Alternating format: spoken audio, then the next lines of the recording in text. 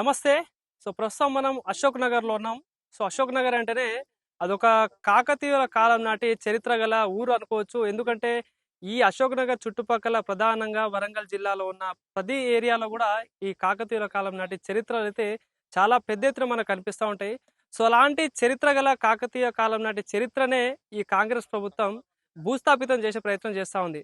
దీనికి నిదర్శనమే అశోక్ నగర్‌లో ఉన్న శివాలయం టెంపుల్ అయితే ఉందో ఇక్కడ ఇంటిగ్రేటెడ్ స్కూల్ కడుతున్నాం, ఏదో గొప్పగా స్కూల్ కట్టేసి మొత్తం దేశాన్ని ఉద్ధరిస్తామని చెప్పేసి కాంగ్రెస్ ప్రభుత్వం మొత్తం ప్రతి జిల్లాలో ఇంటిగ్రేటెడ్ స్కూల్ కడుతున్నాం అని చెప్పేసి గొప్ప కార్యక్రమం అయితే తీసుకొచ్చింది. మరి ఇంటిగ్రేటెడ్ స్కూల్ కి ఈ గుడి ఒకటే అడ్డం వచ్చిందా, మరి ఏందనేది వీటన్నిటి గురించి డిస్కస్ చేద్దాం. మనతో పాటు మాట్లాడడానికి తెలంగాణ ఉద్యమకారుడు క్రాంతిదల్ అధ్యక్షుడు పృథ్వీరాజ్ అని అయితే మనతో పాటు ఉన్నారు. అన్న, జై తెలంగాణ. జై తెలంగాణ.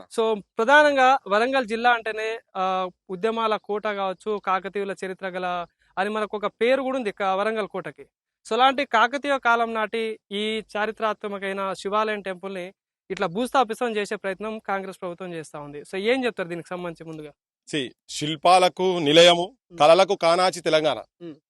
తెలంగాణ అంటే నీకు ఎక్కడ చూసినా ఏ శిల్పాల మీద చూసినా గానీ కళారూపాలు ఇట్లా కనబడుతుంటాయి. ఇక్కడ నుంచి కూతవేడు దూరంలో ఉన్నటువంటి రామప్ప గుడి పోయినా ఏం పోయినా ఇది ఇయ్యాలటి చరిత్ర కాదు. ఇది those who forget history can never make history అన్నట్టు ఈ చరిత్ర ఏందో, మన చరిత్ర ఏందో మన ప్రపంచానికి తెలియపాల్సినటువంటి స్ట్రక్చర్, అరుదైన అద్భుతమైన 800 సంవత్సరాల నుంచి ఎండకు, వానకు, తుఫాన్లకు, భూకంపాలకు తట్టుకొని ఈ గుడి ఇక్కడ నిలబడి ఉన్నది. ఇది దీన్ని ఇయ్యాల ఈ ప్రభుత్వం, రేవంత్ రెడ్డి ప్రభుత్వం, నేను చెప్తున్నా క్లియర్ గా, రామ మందిరాన్ని 1528 సంవత్సరంలో బాబర్ సైన్యం వచ్చి ఇక్కడ ఎట్లా దండయాత్ర చేసి కూలగొట్టినరో 2026 సంవత్సరము ఆయనే శిష్యుడందామా, ఇక ఆయన దమాక్లకి వెళ్ళి పుట్టినోడు అందామా, రజాకార్ అని చెప్పి ఆల్రెడీ పెట్టిన పల్లెల మీద ఎట్లయితే రజాకారు దండయాత్ర చేసిర్రో బాబర్ సంతానానికి సంబంధించినోడే రజాకార్ రేవంత్ నాయుడు అని చెప్పి నేను క్లియర్ కట్ గా చెప్పదలుచుకున్నా. ఇక్కడ ముందుగా మనం ఆలోచించాల్సిన ప్రశ్న ఒకటే అన్న. ఎందుకంటే ఇక్కడ కలెక్టర్ కావచ్చు, స్థానిక కొంతమంది నాయకులు కావచ్చు ఏమంటా ఉన్నారంటే తగిలి పడిపోయింది అని చెప్పేసి అంటారు. అంటే కాకతీయులు కట్టిన గుళ్ళు కాలికి తగిలితే పడిపోతాయా? ఏం చెప్తారు దీనికి?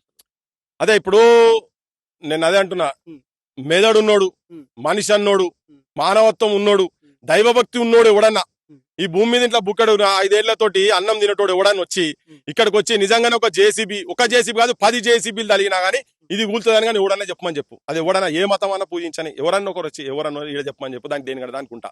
పోనీ ఇది కూలింది అనుకుందాం, 10 ఫీట్ల లోతు తోవి ఈ గర్భగుడి ఏమైంది, ఇక్కడ లింగం ఏమైంది, ఈ మట్టి ఎందుకు తీసినావు, ఆడ బయట ఏమున్నది, ఇక్కడ ఎట్లున్నది, ఈ మట్టి తీయాల్సిన అవసరం ఏమొచ్చింది, గుడిని మొత్తం కూలగొట్టి దీంట్లో ఉన్న సంగతి ఏమైంది. ఇంకోటి చూడు ఎంత అద్భుతంగా తెలుసా, ఇటంతా వేసిరు కదా బండలు, కట్ ఒక్క దగ్గర తక్కువ వేసిరు, ఎందుకంటే అక్కడ నుంచి తీసుకోవని అందులో వేసుకోపోయేందుకు పెట్టినట్టున్నారు. అది అటు సైడ్ ఈజీగా ఉండేటందుకు ఇటంతా ఉన్నది స్ట్రక్చర్, అటు మాత్రం తీసిరు. తూర్పు సైడ్ ద్వారం కూడా అటే ఉంటది, అటు మాత్రం ఈజీగా ఉంటది కాబట్టి అటు సైడ్ పెట్టుకొని తీసుకొని పోయారు. అదే ఇది ఇట్లా ఇది ప్లాన్డ్ గా జరిగిందే. అది బడి రూపంగా పెట్టి దీన్ని చేసిరు. బడికి ఇంకో ఏడైనా తీసుకోవచ్చు కదా నువ్వు. ఇంకోటి ఇది కోట 800 ఏళ్ల నుంచి ఎవరు అయ్యలతో కట్టింది కాదు, మా తాతలు ముత్తాతల ఆస్తి వాళ్ళు కట్టిరు, కాకతీయులు కట్టిపోయారు. అన్ని తట్టుకొని ఈ కోట నిలబడ్డది కదా. ఇక మొన్న కూలగొట్టిరు చూడాలి, చూడరు మీకు తెలుసుంటది. ఇక్కడ అక్కడ ఇదంతా అంటే ఈ గోడని వీళ్ళు కావాలని కూలగొట్టిరు క్లియర్ గా. ఇంత గట్టిగా ఇంత టైట్ గా ఉండే కదా. అదే ఇది 1965 లోనే ఇది ఎండోమెంట్ కింద వచ్చి ఉన్నది. యాన్యువల్ రిపోర్ట్ ఆన్ ఎపిగ్రఫీలో 1965 లో ఏపీ అశోక్ నగర్ మట్టి కోటలోని శివాలయంలో ఒక స్తంభం మీద రెండు పంక్తుల శాసనం ఉందని రాయబడింది. ఇది ఆల్రెడీ ఉంది కదా, ఉందని దీని మీద రాసి ఉన్నది. మహారాజా స్త్రీలు ఇవన్నీ పెట్టినాయి, దాని మీద రాసి పెట్టున్నాయి. మనం చెప్పేది కాదు, అవి ఉన్నాయి, దాని ఫోటోలు కూడా ఉన్నాయి, ఆనవాళ్ళు కూడా ఉన్నాయి. అవి మీ దాంట్లో ఇప్పుడు ప్లే చేయని అవి ఉన్నాయి కదా. ఇది భాష ఇక్కడ తెలుగు భాష, ఎవరు రాజ్యం ఎవరిది, కాకతీయుల రాజ్యం అని చెప్పి, రాజు ఎవరు, గణపతి దేవుడు, ఇవన్నీ మొత్తం దాని మీద ఉండే. ఇవన్నీ ఎప్పుడు ఏ సంవత్సరంలో అంటే 1232 అని చెప్పి ఇప్పుడు రాసిన దాంట్లో దీనిలో ఉన్నది. 1212-13లో ఇది నిర్మాణం జరిగింది. ఇవన్నీ దాని మీద ఉండే. ఇలా ఆనవాళ్ళు లేకుండా చేసేసారు కదా, మొత్తం కలాస్ చేసి పడేసారు. ఇది ఒక పెద్ద దుర్మార్గమైన పని, ఇది దుస్సాహసం. నేను క్లియర్ గా చెప్తున్నా, నాకు అసలు నేను ఊహించలే, నేను వీడికి వచ్చే వరకు నేను అనుకోలే, నేను ఈ లాంగ్వేజ్ నేను మాట్లాడతాను మాత్రం నేను అనుకోలే. అంటే మీరు ఇప్పుడు ఇదే వరంగల్ ఏరియాలో ఉంటారు మీరు. దాదాపుగా కాకతీయుల కాలం నాటి ఉన్న చాలా చరిత్రాత్మకమైన ఏరియాలు మీరు చూసే ఉంటారు. కాబట్టి ఒక ఇంటిగ్రేటెడ్ స్కూల్ కట్టడానికి ఇది అడ్డొచ్చిందా, అసలు దీని వల్ల స్కూల్ కి ఏం అడ్డు, అండ్ ఇంకోటి ఇంత చరిత్ర ఉన్న దాన్ని చెరిపేయాల్సిన అవసరం ఏమొచ్చింది అంటే ఏం చెప్తారు అన్న? నవీన్ నేను ఒకటే చెప్తున్నా, ఇప్పుడు ఇది బొంద ఉంది, ఇదంతా ఇది ఉల్పలే. ఇక్కడ చెట్టు ఆమె ఏం చెప్పింది, కలెక్టర్ మేడం గారు ఏం చెప్పారంటే, ఇక్కడ చెట్లుండే మాకు అర్థం కాక మనోడు తలిగిండి దానికి అన్నాడు. తలిగిండా లేదని ఫోటోలు చూపిస్తే తెలుస్తుంది తలిగితే జరుగుతుంది అని. ఇంకొకటి ఏంటంటే, ఇప్పుడు ఆ చెట్లని గులగొట్టిన తర్వాతనే కదా వీడికి వచ్చేది. మరి జేసీబీ నడిపేటాడు గుడ్డోడా, లేకపోతే నువ్వే నడిపినావా, ఎవరు నడిపినట్టు, ఏ రాజకీయ నాయకుడు నడిపిండా? అక్కడ ఒకటి బలగొడతావు, ఈడ బలగొడతావు, అక్కడ మొత్తం ఆనవాళ్ళంతా చుట్టూ మొత్తం ఆనవాళ్ళనే కదా. ఇది ప్లాన్డ్ గా దీని లోపల నిధిని ఎత్తుకపోయేందుకు చేసినటువంటి ప్లాన్ అనేది నాకు క్లియర్ కట్ గా ఇక్కడికి వచ్చినాక తెలుస్తుంది. ఇది కాదని ఏ నాయకుడైనా రాని ఇక్కడికి, ఇది కాదని చెప్పమని చెప్పు. ఇక దానికి దేనికంటే దానికి ఉందాం, దేనికన్నా అనుకుందాం. హైదరాబాద్ ఏరియాలో చూసుకుంటే చిన్న చిన్న గుళ్ళు ఏమైనా కూడా బీజేపీ నాయకులు కావచ్చు, హిందూ సంఘ నాయకులు పెద్ద హంగామా చేస్తారు. సో ఇప్పుడు మొన్న బండి సంజయ్ ఇదే నర్సంపేట లాస్ట్ ఆర్టీసీ డ్రైవర్ చనిపోతే హంగామా చేసిండు, అక్కడ అయిపోయింది. మరి ఇక్కడ ఇంత జరుగుతా ఉంటే ఈ హిందూ సంఘ నాయకులు బీజేపీ నాయకులు ఎందుకు మరి దీనిపై ప్రశ్నిస్తలేరు అంటే ఏం చెప్తారు? బరాబర్ మేల్కుంటారు కావచ్చు, ఇప్పుడు చూసిన తర్వాత వాళ్ళు కూడా మేల్కుంటారు కావచ్చు, రావాల్సిన అవసరం ఉంది. కనీసం ప్రేమ లేకున్నా గానీ రాజకీయంగా వాడుకున్నైతే వాళ్ళకి ఎరికే కదా, వాడుకుంటే అందుకన్నా రావాలి. మన బోటోలం అయితే వదలం, నేనైతే వదల దీన్ని, ఈ ఇష్యూ అంత ఈజీగా వదిలే సమస్యనే లేదు. అది ఎన్ని రోజులైనా పర్వాలేదు. రామ్ టెంపుల్ కూడా కట్నే జరిగింది కదా. ఇప్పుడు ఇక్కడ శివున్ టెంపుల్ కూడా అశోక్ నగర్ లో గులుగొట్టినటువంటి శివున్ టెంపుల్, అందుకే చాలా హార్ష్ వర్డ్స్ వాడుతున్నా నేను ఇక్కడ. మొఘల్ ఎంపరర్ బాబర్ తోటి నేను రేవంత్ రెడ్డిని పోలుస్తున్నా, ఎందుకంటే ఆయన హయాంలో అది జరిగింది, నీ హయాంలో ఇక్కడ గుడి కూలింది. నేను మీ ఛానల్ ద్వారా కూడా చెప్తున్నా, చాలా మంది అన్నాడు మొన్న ఎండల పోతే, ఇప్పుడు కూడా 45-46 డిగ్రీలు ఉన్నది ఇక్కడ వచ్చి మనం ఎండలు నిలబడి ఇదంతా చూస్తున్నాం. ఆడ గుడికి పైన చెత్త కడతా అని 2 కోట్ల రూపాయలు ఇస్తానని పుట్టినరోజు లింగం చుట్టి ఇట్లా పెట్టి ప్రమాణం చేసిపోయిండు. నాకు సోపతోళ్ళు ఒకరిద్దరు ఫోన్ చేసిరు, అరే అక్కడ కూడా అంటావు బాబాయ్ నువ్వు అని. ఆడ లేని దాన్ని కడతా అన్నాడు, కట్టలేదు.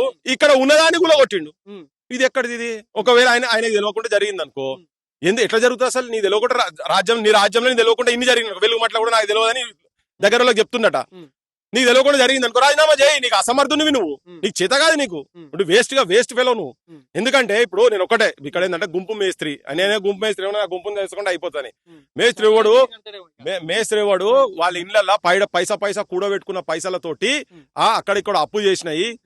తన శ్రమను తన రక్తాన్ని దారబోసి పైసా కూడబెట్టుకొని ఒక చిన్న ఇల్లు, వాళ్ళకి జీవితం మొత్తం ఒక ఆశయం, ఒక ఇల్లు కట్టుకుంటే ఆ ఇల్లు కూలగొట్టే పనిలో నువ్వు కట్టేటోడు మేస్త్రిరా నాయన, నువ్వు కాదు. నువ్వు కూలగొట్టే పని చేస్తున్నావు, విధ్వంసం చేస్తున్నావు, కూలగొట్టే రెడ్డి.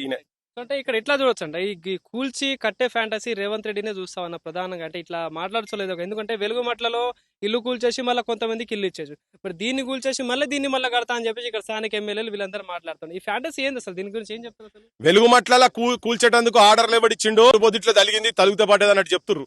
మరి తలిగితే పగిలిపోయి బండలు అన్నాయి. ఇది జనం చెప్పాలి. ఇప్పుడు వీడికి రావాలి, జనం రావాలి, తెలంగాణ కదలాలి. దేశంలో కూడా హిందూ సమాజాలు వచ్చి ఎవరైనా వచ్చి ఇక్కడ వచ్చి చూడు మీరు, నాకేం అక్కసు లేదు, కోపం లేదు, ఏం లేదు. వీడికి వచ్చినాక ఆవేశంగా నాకు బాధ కలిగి, ఆందోళన కలిగి నేను మాట్లాడుతున్నా. బరాబర్ ఇది కరెక్ట్. ఈ ఆందోళన బాధలో న్యాయం ఉందా లేదా చూడుండ్రి. Ayodhya Ram temple is equal to Ashok Nagar Shiva temple ఇప్పుడు రావాలి. సో ఇక్కడ ఇంకో క్వశ్చన్ అన్న చివరగా, ఎందుకంటే ఇప్పుడు హైదరాబాద్ లో ఫాతిమా కాలేజ్ కావచ్చు, సొంత రేవంత్ రెడ్డి తమ్ముడైన తిరుపతి రెడ్డికి సంబంధించి దుర్గం చెరువు దగ్గరది కావచ్చు, ఇట్లా మనం మొన్న లాస్ట్ టైం నార్సింగ్ దగ్గర డైరెక్ట్ మూసిల్నే ఉంది ఆ బిల్డింగ్. సో ఇవన్నీ కనిపించవు వీళ్ళకి. ఎంతసేపు ఇట్లాంటి విషయాల మీద ఎందుకు పడతా ఉంది ప్రభుత్వం, ఏం చెప్తారు? అంటే జనం పిచ్చోళ్ళు అనుకుంటారు. జనం ఏమున్నది 500లకు 1000లకు, లేకపోతే ఇంత మందు బాటిలకు, మటన్ ముక్కలకు, చికెన్ ముక్కలకు భుజం మీద శైలేస్తే, లేకపోతే మన ఇళ్ళలో కూడా చచ్చిపోతే ఒక సగం బియ్యం బస్తా బియ్యం వేసుడు, ఒక పూట కింద బువ్వ పెట్టుడు, ఇటువంటి చూసి ఓట్లేస్తారు అనుకుంటారు. కుల సంఘాల కాడికి అమ్ముడు పోయే కథ ఉన్నది కదా. వీళ్ళు ఏమున్నది, గిన్నెతో ఏమైతుంది అనేది దాంట్లో ఉన్నారు వీళ్ళంతా. సో జనంకు చైతన్యం వచ్చి తిరుగుబాటు చేసి, యువతరం కూడా తిరుగుబాటు చేసి చైతన్యం వచ్చి ప్రశ్నించే తత్వాన్ని వచ్చినాడు వీళ్లకు భయం ఉంటది. ఎన్ను పూసల భయం లేదు కొడుకులకు, ఒక్కొక్కరికి రాజకీయ నాయకులకు ఒక్కొక్కరికి భయం లేదు. లేకనే ఇట్లా తయారైనరు. విపరీతమైన అవినీతి విచ్చలవిడితనం అయిపోయింది. భగవంతుని దగ్గర కూడా కొద్దిగా కూడా సిగ్గు, శరము, లజ్జ, మానము ఏం లేకుండా ఇంత కకృతి అరనైనా మీకు గుడులం కాడికి వెళ్ళి ఊళ్ళగొడతారా? అయ్యా మీరేం మనుషులు రా అని ధోని ఈలోక మనుషులా? ఏంది, ఎంత అన్యాయం. చరిత్ర కాపాడుకోవాలి, అవసరమైతే 10 రూపాయలు ఖర్చు పెట్టి కాపాడుకో. నేను అడిగిందేం లేదు కదా. ఇన్ని తట్టుకున్నది ఇంకో 800 ఏళ్ళు బతుకుంటుండే కదా. ఇప్పుడు నువ్వు వచ్చి దానికి పేరేం చెప్తాడు? దేశ భవిష్యత్తు గురించి నేను బడి కడుతున్నాను. పక్క పుంట కట్టుకో, ఉమ్. అటు పక్క పుంట కట్టుకో. డెవలప్ చేయొచ్చు. ఇంకా లేదు ఈడ రైతుల భూములు తీసుకో, వాళ్ళకు ఒకవేళ ఈడ ఎంతనో ధర నాకు ఇరకలే, 10 లక్షలు నా బాపతి 20 లక్షల పైసలు 30 లక్షల పైసలు లేదు ఇంకో దగ్గర చేసుకో. గవర్నమెంట్ భూములు స్వాహా చేయాలి వీళ్ళు. ఇప్పుడు నువ్వు హైదరాబాద్ ముచ్చట చెప్పినావు, మూసీలా కడుతున్నారు, అన్ని లంగేసాలే. బరాబర్ మూసీలా కట్టే వాటిని గులగొట్టాడు, పేదోళ్ళయి అన్ని పట్టాలున్న వాటిని ఏమో గులగొడతాడు. చూస్తే మేము కాపాడుతున్నాము, న్యాయాన్ని కాపాడుతున్నాము, ధర్మాన్ని కాపాడుతున్నాము. చేసేది మొత్తం ఆ ధర్మ పాలన.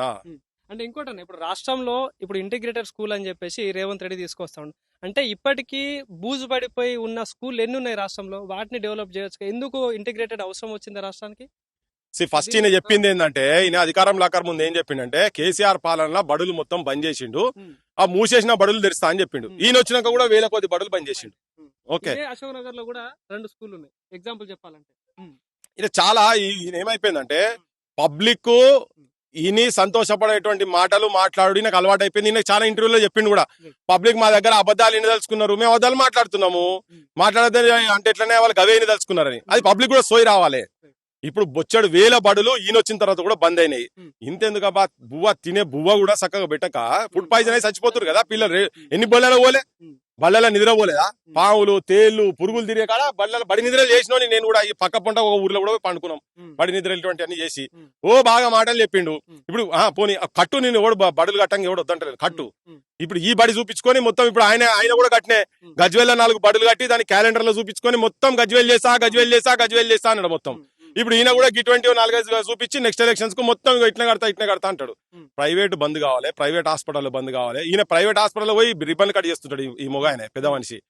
ప్రైవేట్ హాస్పిటల్ ఎక్కడెక్కడికి పోలే 100 హాస్పిటల్ కట్టాలని అంటాడు. ఈ బడులు కూడా మొత్తం కార్పొరేటీకరణ అయిపోయింది, అందరికి క్షౌరమే, మొత్తం అందరికి క్షౌరమే చేస్తున్నాడు. ఇక్కడ ఇంకో క్వశ్చన్ అన్న, చివరగా దేవాదాయ శాఖ మంత్రి కొండా సురేఖ గారు ఉన్నారు, ఇదే జిల్లాకు సంబంధించిన మంత్రి ఆమె. సో మొన్న జై శ్రీరామ్ అంటేనే డబ్బులు పడతాయని చెప్పేసి వెటకారంగా మాట్లాడింది, దానికి సంబంధించి బీజేపీ వాళ్ళు ఒక కౌంటర్ ఇచ్చింది. సో మరి ఎందుకు మరి దీనిపై ఇంతవరకు ఒక క్లారిటీ లేదు దేవాదాయ శాఖ మంత్రి? మరి ఏంది దీని అసలు ఈ దేవాదాయ శాఖలో ఉందా ఈ గుడికి సంబంధించి? అంటే కొన్ని సందర్భాలలో కొందరు గురించి మాట్లాడ అనిపించదు కానీ అవుట్ ఆఫ్ కంపల్షన్. ఎంతసేపు ఈ మంత్రులు వీళ్ళంతా ఎక్కడ కాంట్రాక్ట్లు వస్తాయి, ఎక్కడ పైసలు వస్తాయి, దేంట్లో ఎన్ని కమిషన్లు వస్తాయి, దీంట్లోనే ఉన్నారు వీళ్ళంతా. వీళ్ళకి ఇటువంటి వాటి గురించి ఎందుకున్నారు? అట్లా సోయి ఉండేది ఉంటే నిరుద్యోగులకు ఇవాళ నీకు 2 లక్షల ఉద్యోగాలు నోటిఫికేషన్లు వస్తుండే కదా, ఆ సోయికి ఉండేది ఉంటే. అరే ఊర్లలో గాంజాయి వస్తున్నది రాబాయ్, గాంజాయి రానికుండా చేయాలని ఉంటది కదా. బెల్ట్ షాపులు మేము వచ్చినాక బంద్ చేస్తామని అన్నారు, బెల్ట్ షాపులు అట్లనే రన్ అవుతున్నాయని చెప్పని సోయి ఉండాలి కదా ఈ ముఖ్యమంత్రికి. వాటన్నిటిలో పర్సెంటేజ్లు, తర్వాత మట్టి దందా, ఇసుక దందా, లిక్కర్ దందా, కాలేజీలో దగ్గర పైసలు తీసుకోవాలి. ఇవి లెక్క పెడతానికి సరిపోతున్నది. ఈ గుడులు చూసేందుకు మంత్రులకి ఆడ తీరుకున్నది భయ్. ఏడా భూములు ఉన్నాయి, ఎవరిది ఉన్నది, ఎవరి భూమి ఎవరి పేరు మీద రాసుకోవాలి, ఎవరిని ఎక్కడ బెదిరియాలి, దేన్ని ఎట్లా కబ్జా చేయాలి, ఎవడన్నా మాట్లాడేటోడు ఉంటే విని అర్బన్ నక్సలైట్ అని ఎట్లా అనాలి, వాళ్ళని ఇళ్లకు పోయి ఎట్లా అరెస్ట్ చేయాలి. ఇగో దీంట్లో వాళ్ళ టైం అంతా దాంట్లో ఉన్నది. ఈ గుడులు కాపాడుతుందుకున్నారు వీళ్ళవనా? మన ప్రజలకు జనాలకు సోయి లేక ఇటువంటి విధవలకు ఓట్లేసి బేకర్ గాన్లకు, లిక్కర్ మాఫియా గాన్లకు, ఎడ్యుకేషన్ మాఫియా గాన్లకు, హెల్త్ మాఫియా గాన్లకు, రియల్ ఎస్టేట్ మాఫియా గాన్లకు అధికారం చేతిలో బట్టి 500, 1000కి నోట్లు తీసుకుంటే మన గుడులకే రక్షణ లేదు ఇక్కడ. ఈ లింగం మాయమైపోయింది. లింగం అని నిన్ను నమ్మితే లంగవై తేలితుర్రో కొడుకు అన్నట్టు ఇప్పుడు ఈయన కూడా లంగై తేలిండు అంతే. థ్యాంక్ యూ అన్న, thank you so much. Right, so ఇది పరిస్థితి. పృథ్వీరాజ్ అని చెప్పిన మాటలు చూస్తా ఉంటే రాష్ట్ర ప్రజలందరూ మేల్కోవాల్సిన పరిస్థితి వచ్చింది. సో ఇదే ఈ గుడిగే లాస్ట్ అనుకోవద్దు. సో ఈ కాకతీయుల కాలం నాటి గుడికి సంబంధించి అయితే రాష్ట్ర ప్రజలందరూ కూడా ప్రధానంగా ఈ అశోక్ నగర్ కావచ్చు, ఈ నర్సంపేట ఏరియాలో ఉన్న ప్రజలు కావచ్చు, హిందూ సంఘ నాయకులు కావచ్చు, మేల్కోవాల్సిన అవసరం ఉంది. దీనికి సంబంధించి పోరాడాల్సిన అవసరం ఉంది. సో ప్రతి దగ్గర మీరు గుళ్ళ కోసం పోరాడతారు, హిందూ గుళ్ళను కాపాడుకుంటారు కాబట్టి దీని గురించి కూడా పోరాడి ఈ ప్రభుత్వానికి బుద్ధి చెప్పి ఈ గుడి మళ్ళీ ఇక్కడ కట్టించే ప్రయత్నం చేయాలని చెప్పేసి కూడా కోరుకుంటా ఉన్నాం.